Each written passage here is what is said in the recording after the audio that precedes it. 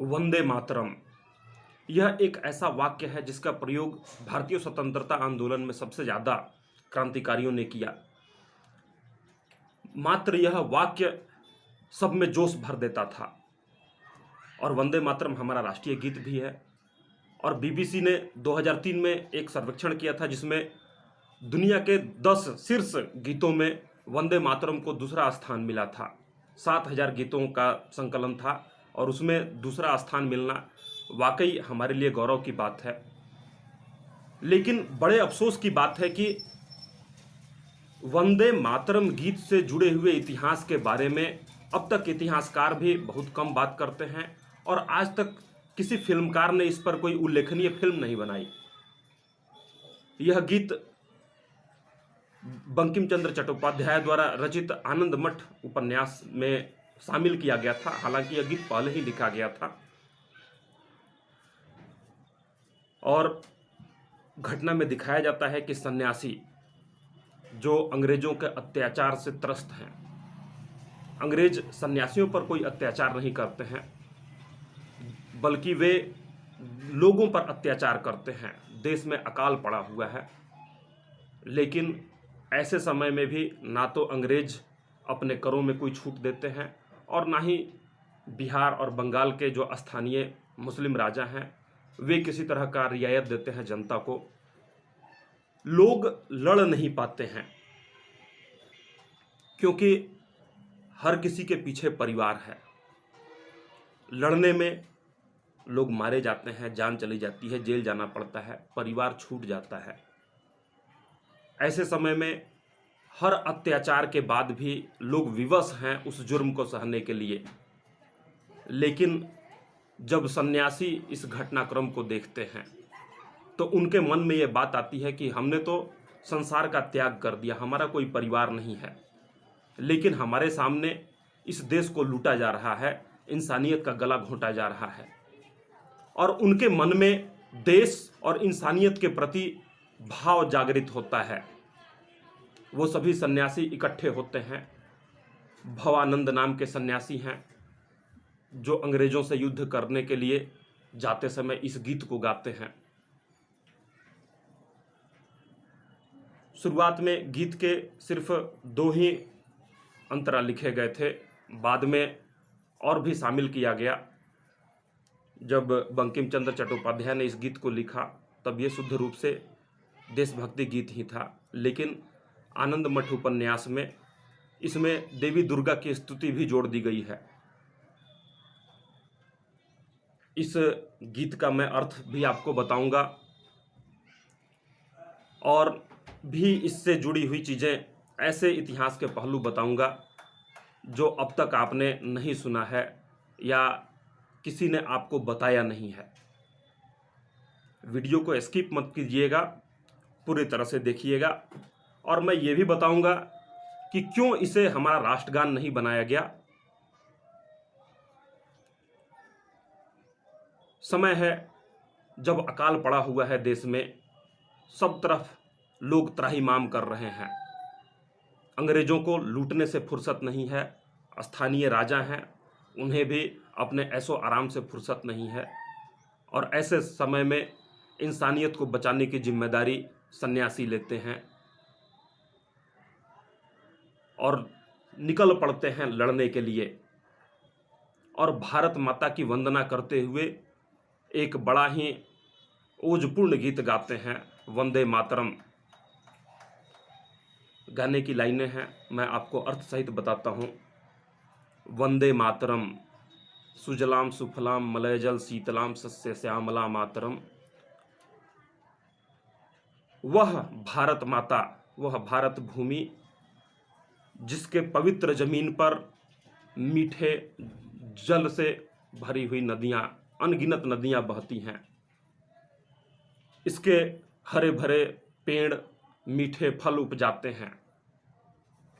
मलयगिरी पर्वत से बहने वाली हवा चंदन के पेड़ों से, चंदन के जंगलों से जब होके गुजरती है तो उस हवा में चंदन की खुशबू भर जाती है। वहाँ से बहने वाली नदियों में चंदन की लकड़ियों का सुगंध भरा हुआ है। इतनी पवित्र और सुंदर भारत भूमि, हे माता, हम आपका नमन करते हैं। हम आपकी वंदना करते हैं। हरियाली से सजी हुई भारत भूमि नई नवेली दुल्हन की तरह सजी हुई दिखाई पड़ती है, लेकिन अफसोस की बात है कि फिरंगियों ने इस अति सुंदर जमीन को रौंद डाला है। इसकी सुंदरता को उन्होंने तार तार कर दिया है और हम सन्यासी आज उनके चंगुल से इस धरती को आजाद कराएंगे। मन में यह भाव लिए हुए सन्यासी भारत माता के लिए लड़ने के लिए जाते हैं। यह गीत गाते हुए गीत उनके मन में चिंगारी भर देती है। सन्यासियों को लड़ने की क्या जरूरत थी? जरूरत थी इसलिए कि भारत माता उनकी भी जन्मभूमि है। जब आज़ादी मिली तो पंडित जवाहरलाल नेहरू ने स्वयं गुरुदेव रविंद्रनाथ टैगोर से इसके बारे में पूछा कि वंदे मातरम को क्या राष्ट्रगान बनाया जाए। गुरुदेव रविंद्रनाथ टैगोर भी इसे राष्ट्रगान बनाने के पक्ष में थे, लेकिन समस्या आ पड़ती थी। भारत एक धर्मनिरपेक्ष देश है, यहाँ अनेक धर्मों के लोग रहते हैं और वंदे मातरम के शुरुआत की 2 अंतराओं के बाद से जो अंतराएं हैं वो दुर्गा माता की स्तुति हैं और एक तरह से यह हिंदू गॉडेस की स्तुति बन जाती है। इसलिए इसे राष्ट्रगान नहीं बनाया जा सकता था। 1950 में हमारे प्रथम राष्ट्रपति डॉक्टर राजेंद्र प्रसाद ने इसे राष्ट्रगीत के रूप में स्वीकृति दी। साथ ही सारे जहां से अच्छा हिंदुस्तान, हमारा मोहम्मद इकबाल ने जो गीत लिखा है उसे भी राष्ट्रगीत के रूप में दर्जा दिया गया। सन्यासी विद्रोह इतिहास का वह पहलू है जिसे हमें जानने की जरूरत है कि वैसे लोग जिनका समाज से, अपने परिवार से कोई लेना देना नहीं होता है, लेकिन उनको भी अपनी मातृभूमि प्यारी होती है और इसके लिए वे बलिदान देने तक को तैयार रहते हैं और उन्होंने बलिदान दिया। आज बहुत सारा विवाद होता है। कुछ मुस्लिम भाई कहते हैं कि हम वंदे मातरम नहीं कहेंगे, राजनीति से प्रेरित होके। हो सकता है कि उनका धर्म इसकी मान्यता नहीं देता हो। कुछ हिंदू भाई कहते हैं कि इसे हर किसी को वंदे मातरम कहना ही होगा। ऐसी कोई बाध्यता नहीं होनी चाहिए। सारे जहां से अच्छा हिंदुस्तान हमारा कह के भी, जय हिंद कह के भी हम अपनी देशभक्ति को सिद्ध कर सकते हैं और बातें कह देने से देशभक्ति सिद्ध नहीं होती है। लेकिन एक बात बता दूं कि स्वदेशी आंदोलन जो बंगाल में ही चल रहा था और बंगाल की अधिकांश आबादी मुस्लिमों की थी और स्वदेशी आंदोलन में क्रांतिकारियों का मुख्य नारा था वंदे मातरम। अब जिस क्रांति में अधिकांश मुसलमानों ने पार्टिसिपेट किया हो, वहां पर वंदे मातरम नारा लगाया जाता था। तो किसी भी तरह से हम ये नहीं कह सकते कि यह किसी धर्म से प्रेरित नारा है या वंदे मातरम सिर्फ एक धार्मिक गीत है, क्योंकि मुस्लिम क्रांतिकारियों ने भी जो है इस नारे को अपना हथियार बनाया। और आपको पता है कि 1905 में मजबूर होके हिंदू मुस्लिम एकता को तोड़ने के लिए अंग्रेजों की राजनीतिक रणनीति ही रही थी, फूट डालो शासन करो, डिवाइड एंड रूल। उन्होंने बंगाल को 1905 में लॉर्ड कर्जन जब भारत का वायसराय था, बंगाल को हिंदू और मुस्लिम जनसंख्या के आधार पर 2 भागों में बांट के आंदोलन को कमजोर करने की कोशिश की गई। लेकिन क्या इससे हमारे देश का राष्ट्रीय आंदोलन कमजोर हो गया? नहीं हुआ। दिन पर दिन यह मजबूत होता गया। 1920 में असहयोग आंदोलन करके गांधी जी ने सिद्ध कर दिया कि हिंदू मुस्लिम आज भी एक साथ हैं। उस समय 2 आंदोलन एक साथ हो रहे थे, खिलाफत और असहयोग आंदोलन, दोनों नॉन कॉपरेशन मूवमेंट। आज़ादी की लड़ाई कोई एक दिन में खत्म होने वाली लड़ाई नहीं थी,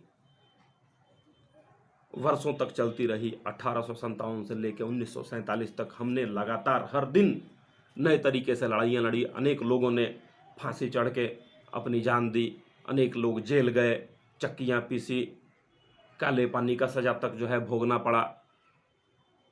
और अंततोगत्वा हमें जाके 1947 में सबके सम्मिलित प्रयासों से आज़ादी मिली। और ये आज़ादी कोई खीर नहीं है जो हमने हांडी पर चढ़ाया था और पक गया।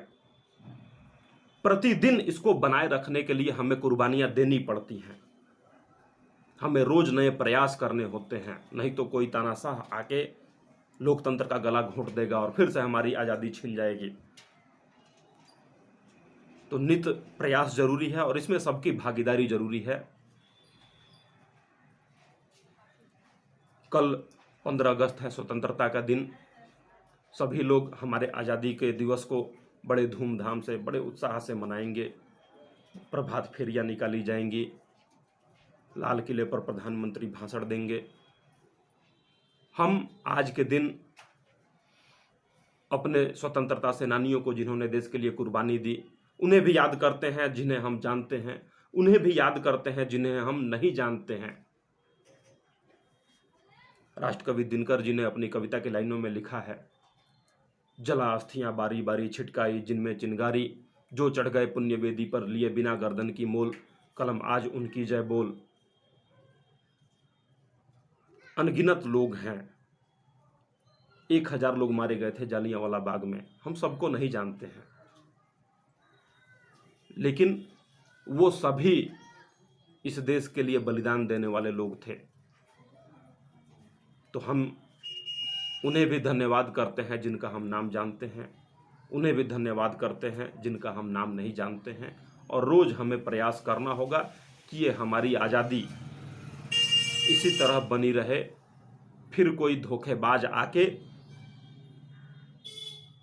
हमारे सामने हाथ जोड़ के खड़ा हो और कल हमारे गले पर चाकू रख के हमारे लोगों को गुलाम बना ले। ऐसा नहीं होगा। अगर ऐसा होगा तो ये किसान जो अपने खेतों में हल चलाते हैं अपने हंसिये को हथियार बना लेंगे, वो सन्यासी जो अपने मठों में रहते हैं वो अपने त्रिशूल को हथियार बना लेंगे और हम लड़ेंगे। हम प्रतिदिन मेहनत करते हैं, हमारे पसीने से सींच के ये धरती बड़ी खूबसूरत दिखाई पड़ती है,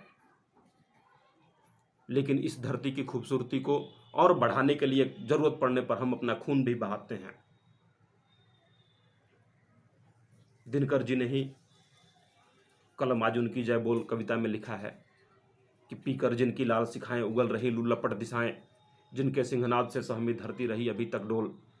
ये जो दिशाओं के लाल रंग दिखाई पड़ते हैं वो सूरज की लालिमा नहीं है, वो उन शहीदों के खून हैं जो इस धरती पे गिरे, उससे ये दिशाएं लाल हो गई हैं। धरती शेषनाग का फन डोलने से नहीं डोलती है, धरती के अंदर होने वाली भौगोलिक हलचलों से नहीं डोलती है, बल्कि उन क्रांतिकारियों सेनानियों ने जब सिंहनाद किया, हुंकार भरा, तो उनकी आवाज से ये धरती थर्रा गई, इसलिए आज तक डोलती है। एक बार फिर हम अपने सभी शहीदों का सत सत नमन करते हैं और प्रण लेते हैं कि अपनी आज़ादी को कभी भी हम नहीं मिटने देंगे, चाहे जो कुर्बानी देनी पड़े या किसी की कुर्बानी लेनी पड़े। हम अपनी आज़ादी को सदैव बरकरार रखेंगे। सभी को स्वतंत्रता दिवस का हार्दिक मुबारकबाद। नमस्कार, जय हिंद, वंदे मातरम।